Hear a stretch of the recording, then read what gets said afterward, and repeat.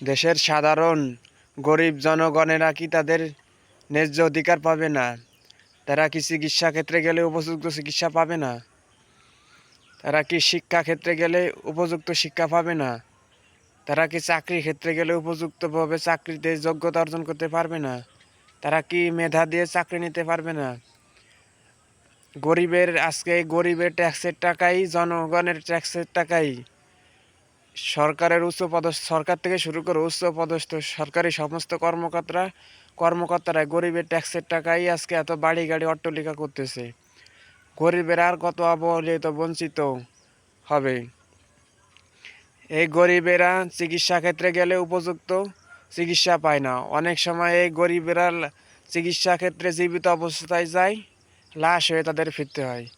আবার সরকারি school, college, হাসপাতাল, কালভার্ট, ব্রিজ এগুলো সঠিকভাবে তদারকি না করার কারণে মানুষের সেবা খাত এইসবগুলো তৈরি করার অল্প কিছুদিনের ভিতরে আবার ভঙ্গুর বা অকেজো হয়ে যায়।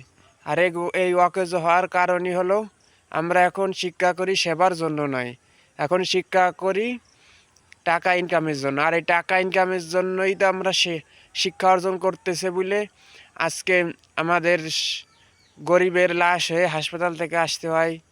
ব্রিজ, কালভার্ট এগুলো সঠিক তদারকি করা হয় না বলেই, টাকা ইনকামের জন্য শুধু লেখাপড়া করি বলেই আমাদের এই ব্রিজ, কালভার্ট এগুলো বেশি দিন টেকে না, অল্প কিছুদিনের ভিতরে অকেজ হয়ে যায়।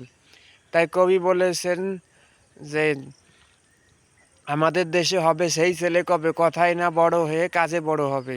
আমরা যখনই এই যে টাকার জন্য শিক্ষা অর্জন করা বাদ দিতে পারবো, দেশ ও জনগণের সেবার জন্য শিক্ষা অর্জন করতে পারবো, তখন এই গরিব অসহায় জনগণ যারা আছে তারা তাদের ন্যায্য অধিকার পাবে। তখন এই ব্রিজ, কালভার্ট, সরকারি অফিস আদালত,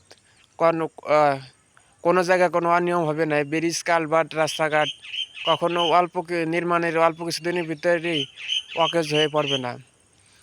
তাই তাই যখন আমরা এই শিক্ষা, যখনই আমরা টাকার জন্য নয়, সেবার জন্য, দেশ ও জনগণের সেবার জন্য শিক্ষা অর্জন করতে পারবো, তখনই আমরা সবার সুখে হাসতে পারবো এবং